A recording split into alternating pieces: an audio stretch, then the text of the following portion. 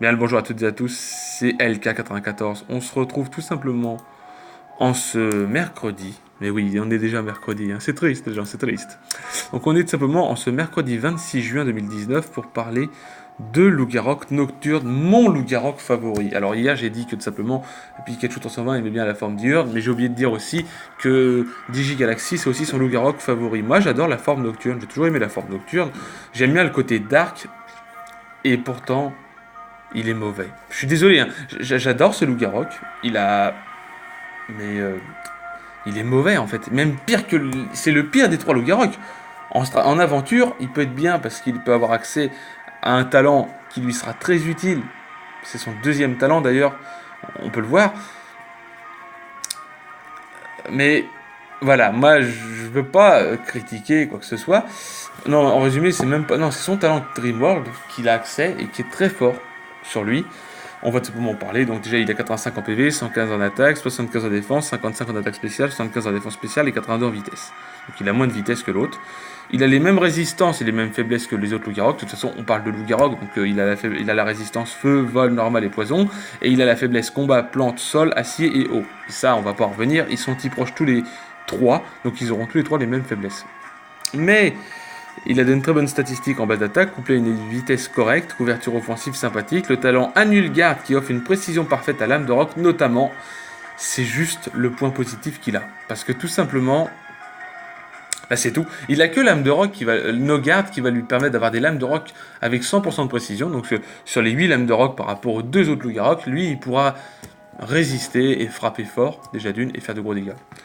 Mais qui offre une précision parfaite aux attaques d'adversaires, également statistiques défensives médiocres accompagnées d'un type roche, ayant des faiblesses au type plante, combat, eau, très présent dans le tir, surclassé par d'autres types roches tels que Loup-Garok Deer et Galeking, malheureusement c'est sûr pour lui. Il est joué forcément Mouchoir Choix pour être un peu plus rapide, il est joué Lame de Roc. Alors, moi je joue Lame de Roc, je ne joue pas Casse-Brique, je joue Lame de Roc, point de feu, que de fer toxique. Pourquoi point de feu? Point de feu, déjà d'une est meilleur et ça permet de toucher tout ce qui est type plante. Que de fer, bah tout simplement que de fer, on va jouer sur le fait qu'il est no guard en fait. Et avec no guard, vous êtes sûr de pouvoir toucher. Et pourquoi toxique à la fin? Bah en plus que de fer peut toucher tous les. Enfin, grâce à no guard, peut toucher tout le monde. Et c'est très fort sur le type roche, sur les types glace. Et enfin voilà, bon, même si le type roche en lui-même il est très fort. Voilà. Mais moi je mettrais plutôt point de feu pour toucher tout ce qui est type plante, type acier aussi qui peuvent le déranger. Voilà. Et toxique, tout simplement, bah, si vous avez un adversaire un peu relou qui vous bloque, bah, vous faites toxique et voilà, vous le calmez illico presto.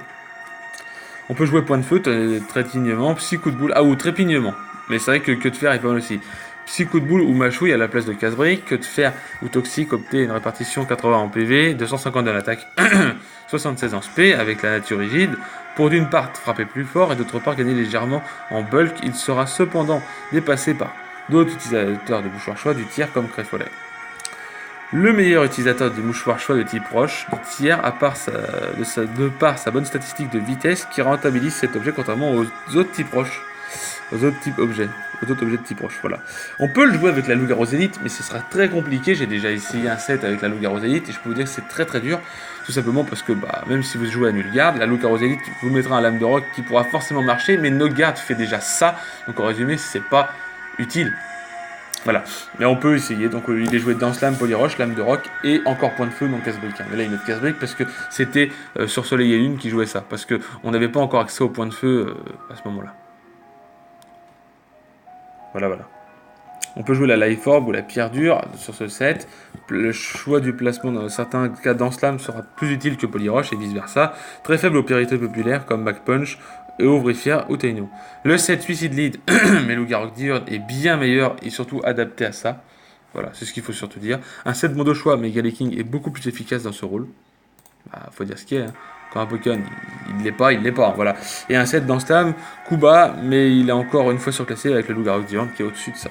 En partenaire, on jouera tout simplement Quillfish ou Roselia qui peuvent poser les picots et les pics toxiques qui sont un très bon soutien à Loup-Garok Nocturne pour mettre plus de pression. Et en Pokémon de type plante qui peuvent débarrasser de type sol, roche et eau qui gênent Loup-Garok Nocturne. En contrepartie, ce dernier n'aura aucun mal à éliminer les types feu, insectes, vol, glace gênant pour le type plante. Parce que tout simplement, il a accès à nos gardes et des attaques de ouf.